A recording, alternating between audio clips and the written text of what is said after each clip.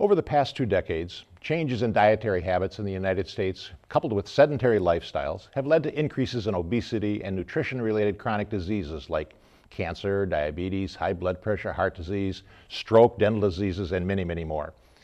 People are eating more calories than ever before, and those calories are coming from sources that increase the risk for chronic diseases. We now know that healthy food not only helps prevent these chronic diseases, but also fuels the mind and the body, and is one of the keys to a longer, healthier, and more fulfilling life. We also know that what we eat is affected by the communities in which we live, learn, work, play, and pray. Today we're going to talk about how to work with schools, families, workplaces, and the community to increase the intake of healthy foods. Please stay tuned. Welcome to A Public Health Journal, a program that explores public health issues facing our society today and tomorrow. The host of the show is Dr. Ed Ellinger, Commissioner of Health for the state of Minnesota. A Public Health Journal is sponsored by the Minnesota Department of Health and the Hennepin County Human Services and Public Health Department, all working together towards the goal of healthy people living in healthy communities. Welcome to A Public Health Journal. Good nutrition is one of the essential components of good health. Yet people's diets have changed dramatically over the last several decades in ways that are leading to increases in obesity and chronic disease. We know that what we eat is influenced by many factors, including price, marketing, availability, culture, traditions, and lack of understanding. Today we're going to talk about what is being done with schools, childcare facilities, families, governmental agencies, and corporations to address some of those factors and help people develop positive eating behaviors that will last a lifetime. Joining me in that discussion is Chef Marshall O'Brien. Chef Marshall is the founder and CEO of the Chef Marshall O'Brien Group in Minneapolis. He and his staff of chefs, registered dietitians, researchers, writers, and videographers work with schools, childcare facilities, governmental agencies, businesses, hospitals, and families to help increase people's well-being through the use of delicious, nutritious food. Chef Marshall is also in several school kitchens every week, helping train staff on skills and introducing tasty recipes that complied with the USDA food school regulations. Chef Marshall, welcome to the program. Good morning. Thank you for having me. So you're a real chef? I only play one on TV. Okay. Yeah. No, I am a real chef. I've been doing it for over 15 years, and I know I look like I'm about 15 years old, but I'm actually... Well, good food has kept you that way. But so, yes. But so you figure that most chefs are trying to run restaurants and become famous and be on TV actually cooking things. How did you get engaged in working with schools and communities and work sites on nutrition? I always wanted to be in service, and everybody needs to eat. In the way to help people, you got to do it with groups. And so when I first started, the first 11 years, I was a one-man show doing kitchen cooking classes or kitchen coaching, however you want to say it, with families, and it was really rewarding for me. I started working with kids in immigrant, low-income communities, and that was extremely rewarding. But ultimately, that's like scooping Lake Superior out with a Dixie cup. And so through doing classes and interacting with folks, I realized that if I'm really going to be making a change in that, using that type of method, it has to be with much larger groups. And so that's how it got started. And then we, as a team, the team grew. I was mentored for a year by my now business partner, and then grew the team to provide resources and just started asking schools, how can we help? Mm-hmm. How can we be in service? And with USDA regs came out in 2010, that put a big spotlight on schools, and some schools were doing a great job already with providing nutritious meals. Some schools were not doing a great job, and they needed support, and some wanted the support, and we were offered to do whatever we could do to help not just educate and empower their staff, but then also help change the perception. So it's been a constant evolution. Well, we know that, intuitively know that food is healthy, or healthy food is good for us, right? And good nutrition is important for health, but yet people don't eat correctly. Where's the disconnect? Why aren't people eating healthy? Because we all know it's good for us. That is a great question. For decades now, we have created this culture where we're just so busy with being productive, and I'm not judging that that's a bad thing, because we have a growing organization, and we're running all over the state trying to help communities and families. But the reality is we've one of the things we've outsourced out of our life is cooking. And so we rely on food companies and restaurants to do a lot of that for us. And so the disconnect, for years we say, oh, well, food tastes great. typical American diet, pizza, pop, chips, things like that. And again, I'm not judging, I'm just saying here's the landscape. And then we're being told, and as you said so concisely in the introduction, is, you know, we now know that certain foods do not promote wellness and don't promote health and don't keep us healthy. And that's, you gotta eat healthy. Well, healthy food is kind of bland and boring. That's the perception. So we have this dynamic of there's food and there's healthy food. And who's gonna eat the healthy food if it doesn't taste good, if that's the perception, right? But then we're told to eat that, so it's kind of confusing, and we need to change that conversation. We have to change that conversation, and there's, you know, ultimately people do things for selfish reasons. Mm-hmm. That's the reality. My wife can tell me to do something, and for some reason when I hear it from somebody else and it resonates with me because he said it different than my wife did, all of a sudden, oh, I'm gonna do it. And we're always telling people you need to eat a certain way because you wanna live longer or be healthy. Well, healthy is so abstract. And it's kind of like, you know, using marketing part of it. And community ed organizations and schools, they really want to service their community. I mean, schools are one of the pillars of the community, just like fire and police are one of the communities. And religious organizations, they're pillars of the community. And if they're not able to effectively communicate a message, and in this case, on how to eat healthy to live longer, you're going to lose 90% of the people. So do we reframe it, saying, you know, we're not eating to be healthy because it's an abstract kind, but we're eating it to be smarter, or eating it to be able to run faster, or eat it to be able to reduce stress? You need to have a message that resonates with adults in general. You need to have a message that resonates with kids and students. Now, you've got different populations that have different work, you know, they do different jobs, and like with the City of Minneapolis Fire Department, we put together this big program.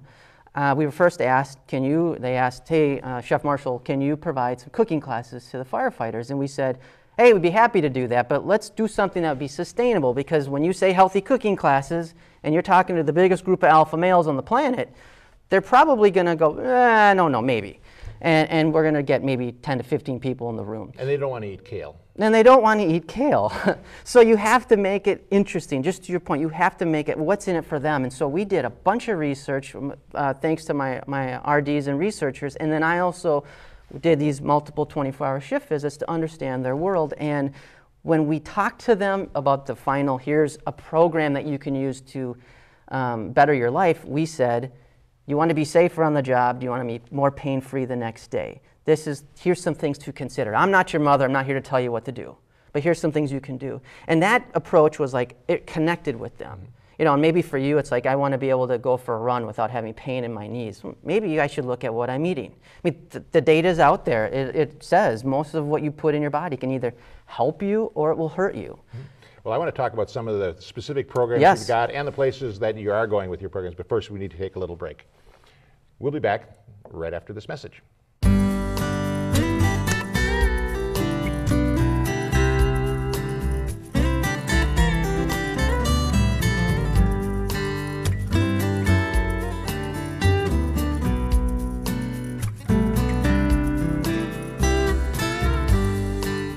Hi, I'm Chef Marshall O'Brien. I'd like to tell you about foods that boost your immune system.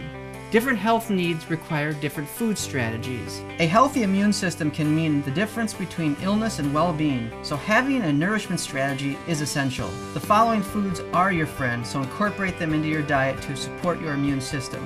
Lean protein like chicken, fish, turkey, yogurt, garlic, dark chocolate. Varieties of berries. Nuts like walnuts, almonds, and pecans. Orange-colored vegetables like sweet potatoes, yams, carrots, and squash. These foods will help ensure that your immune system is in tip-top shape and able to fight off bacteria or viruses that come your way. These foods are not your friend. Added sugar, bad fats, and preservatives like excess salt. Try to minimize or eliminate these from your diet. These ingredients are commonly found in most foods like fast food and packaged foods. Remember, what you eat affects how you feel and how you perform. To learn more, visit chefmarshallobrien.com.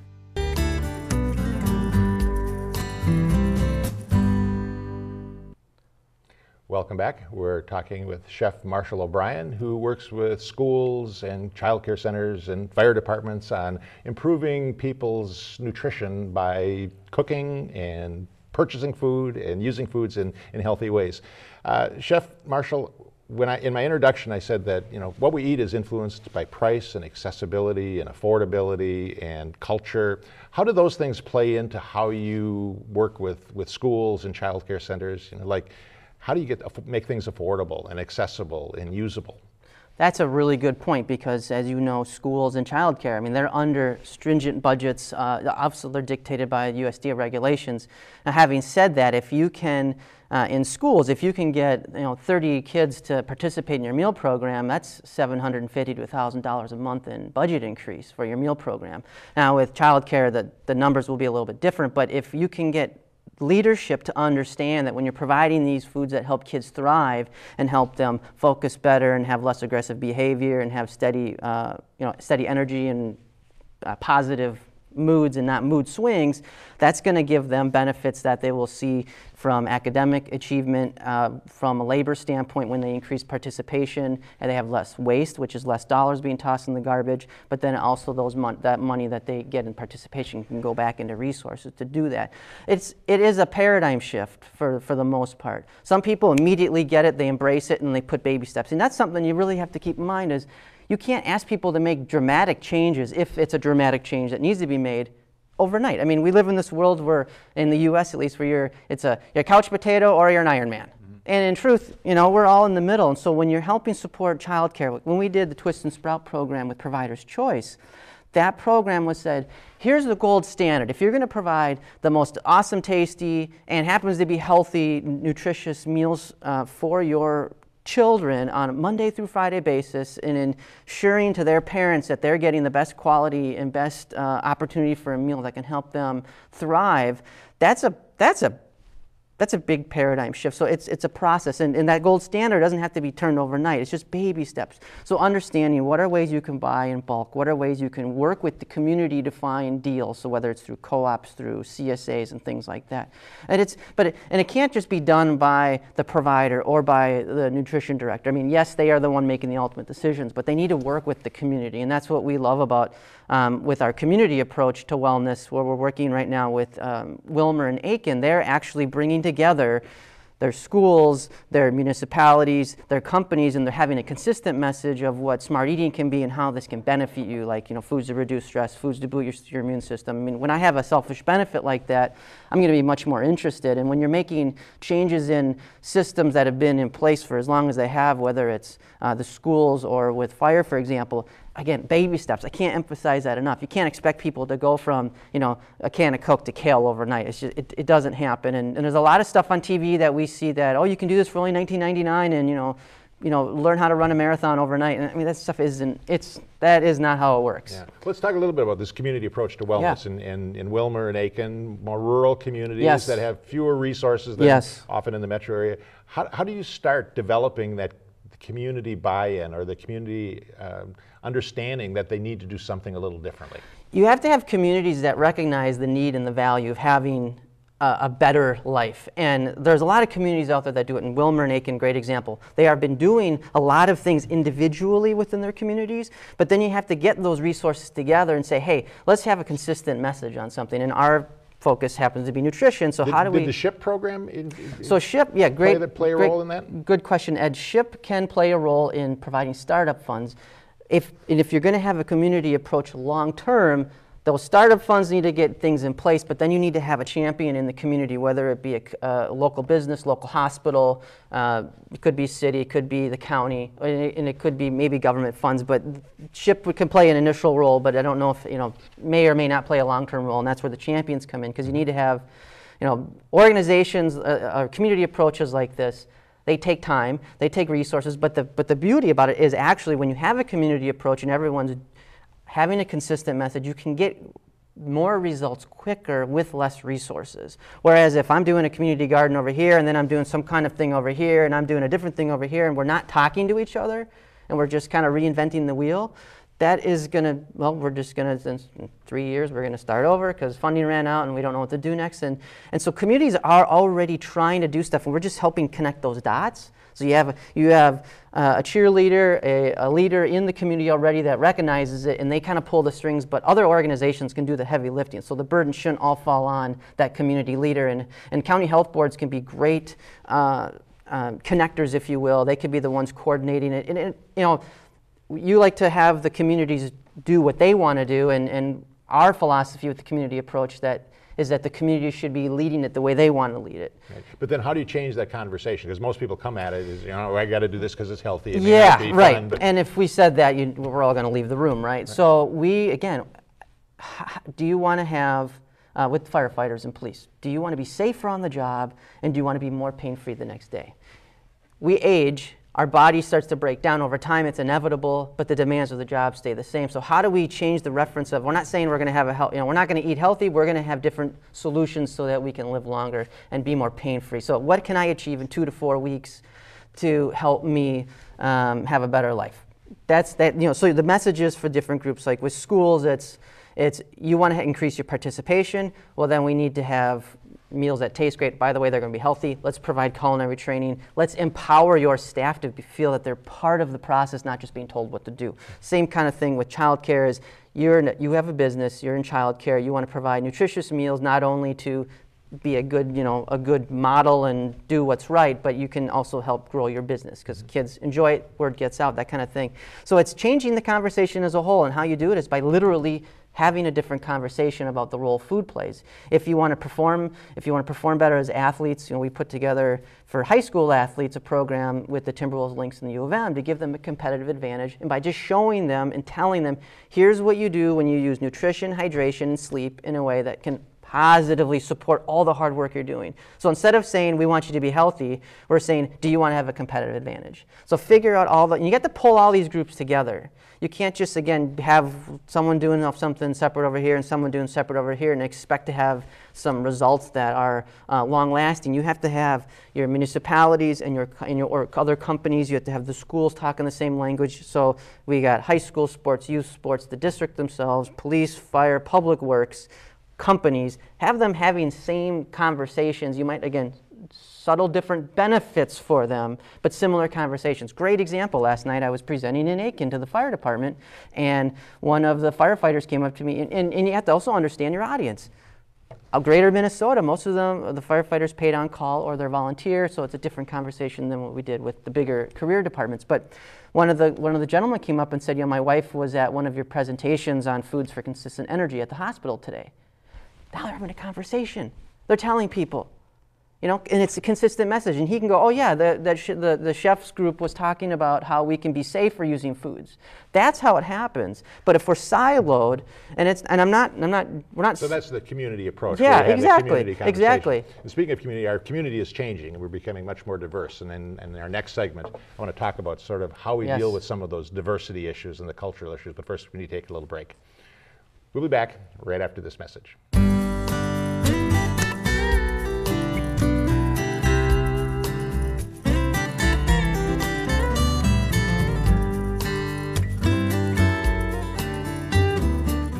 Hi, I'm Chef Marshall O'Brien.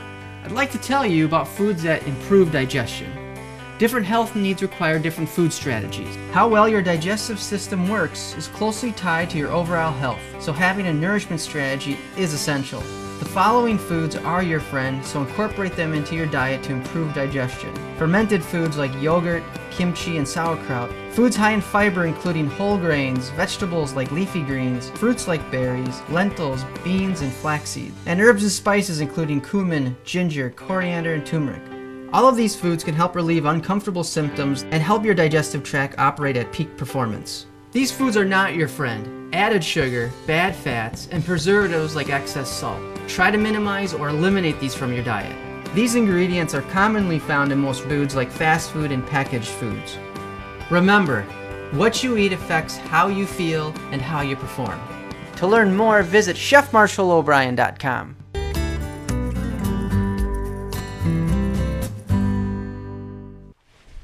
Welcome back. We're talking with Chef Marshall O'Brien about improving nutrition in communities through a community-based approach. Chef, our world, particularly our state, is really changing dramatically. Yes. People coming from all over the world, different cultures, people who've been here for hundreds and hundreds and hundreds of years, our indigenous folks, right, who all have different approaches to food, different approaches to what wellness is. How do you build that in as you talk about culture and talk about food and talk about community wellness? The whole culture piece is a big animal, as you well know, and I know that public health has done tremendous amount of work in helping build bridges. And what we're understanding is you have to find champions in the community, existing champions, and build trust and credibility with them. There's a great story which relates to this is when we were working with Minneapolis Fire Department, they were having there were some events happening within the Somali community, and some of the firefighters were trying to get information, and these guys, the Somali folks, wouldn't talk to them, so they had to get somebody in the firefighter community who knew the Somali folks to come in so they actually would talk. So that trust is critical. So finding the champions, and then really understanding what motivates them.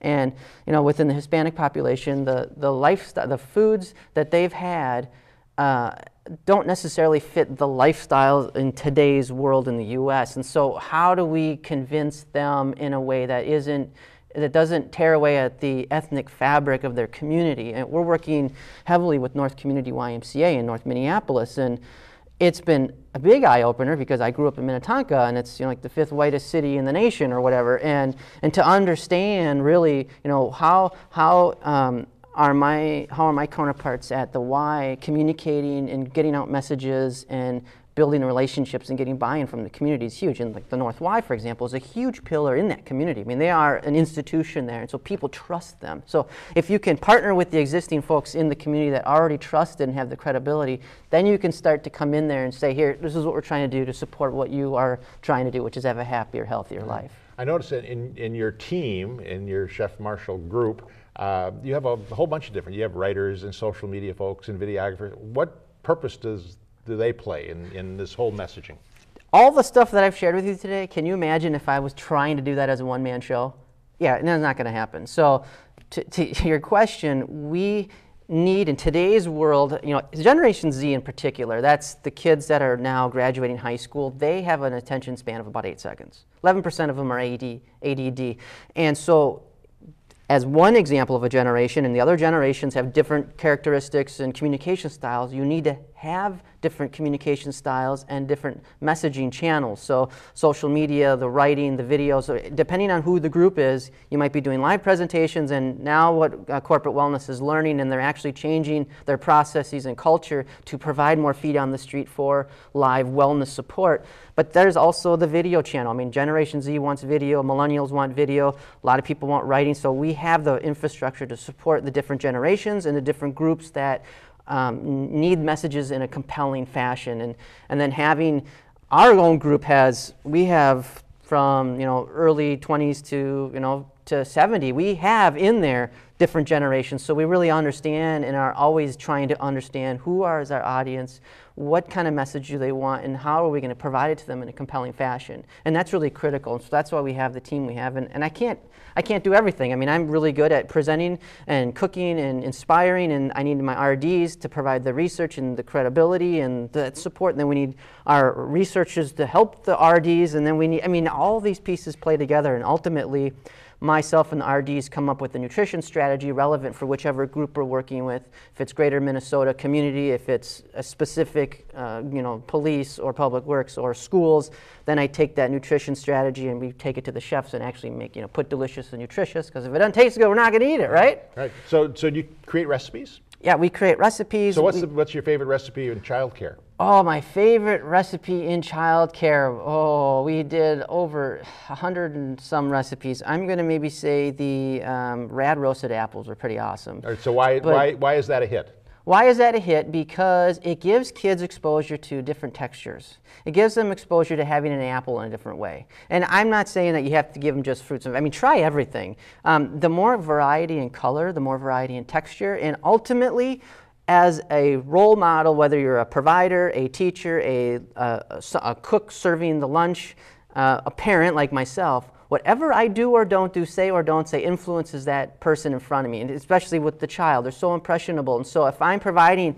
a colorful array of some different types of foods, and I'm giving an impression that I actually like it, and I am tasting it in front of them, and I'm not making it a big deal about it, but I'm just giving them that variety, they're going to be curious. And when they're curious, then they're going to pursue. And in general, I mean, human nature is, awareness precedes choice precedes change. So if I'm setting the stage physically, metaphorically, that this is how we do it, they're not going to know any better. But if I'm making it a big deal, then we come into problems. And now it's like, yesterday I had someone in the presentation say, well, how do I get my kids to try food? They're really picky. Well, odds are that stage was set when they were very, very young, because now they're 6 and 9. So showing different types of, roasting vegetables and cooking foods in different ways and including them in the process. Whether it's childcare, whether it's schools, you can engage your students. In today's world, Generation Z, if they don't feel included, they just don't participate. So if your participation rates are going down, you might think, hey, we have no complaints.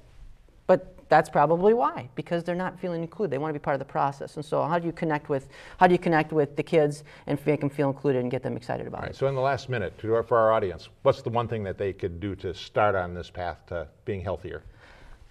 Don't make it a big deal. Just eat, have a family meal, eat with your friends instead of taking 20 minutes, take 30 minutes. Take it in baby steps. Don't make these wide sweeping changes. Practice just being in the moment with what you're eating. They talk about mindful eating, and there's so many there's so many things to consider, and ultimately just take baby steps in making changes, and don't give yourself a hard time. Don't expect yourself to go from being a couch potato to an Iron Man.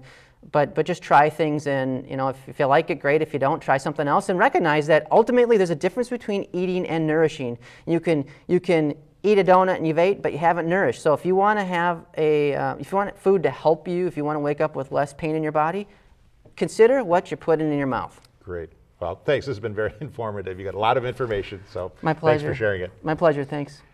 And I'll be back with a closing comment right after this message.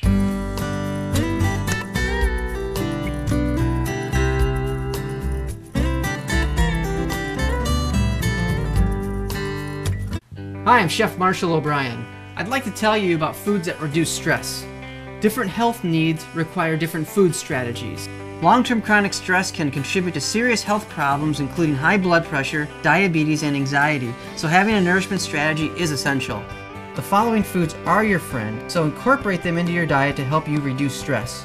Lean proteins, especially turkey. Foods high in magnesium, including dark leafy greens, nuts, and seeds. Foods high in vitamin C, like red peppers, oranges, and pineapple. Foods with B vitamins like fruits and vegetables. Eating these foods can lower your levels of stress and anxiety, while eating the wrong foods can actually increase them. These foods are not your friend. Added sugar, bad fats, and preservatives like excess salt. Try to minimize or eliminate these from your diet.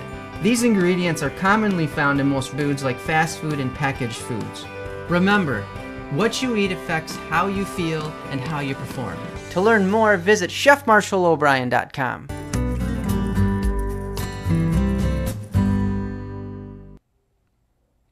The role of public health is to ensure the conditions in which people can be healthy. So what are those conditions that affect nutrition? Is there an adequate supply of nutritious foods? Are they affordable? And are they accessible? That is, can people get to them easily? Assuring these conditions may be beyond the ability of a single individual, but they certainly can be affected by schools, childcare settings, workplaces, hospitals, and governmental agencies. And individuals can definitely influence the policymakers in these organizations to prioritize good nutrition as an investment in the people they serve. People working together can make that happen. But there are many things you can do on your own to improve your nutrition and your health. Do you know how to shop for nutritious foods? Do you know how to cook? Do you take time to cook or prepare a meal? Do you serve fruits and vegetables? Do the people in your household eat together at the same time? Do you eat in front of the TV? And do you go out to eat a lot? Many of these things are individual choices. By making some simple changes and some healthy changes in your lifestyle, you can markedly enhance the quality of your life. Ultimately, individuals make choices about what they eat and their level of activity. However, those choices are impacted by the communities in which people live. Thus, public health is both an individual and a community responsibility. The job of communities is to make the healthy choice the easy choice, and the role of individuals is to make the healthy choice. That's all for today. Thanks for watching. I hope you can join us again next time on a Public Health Journal.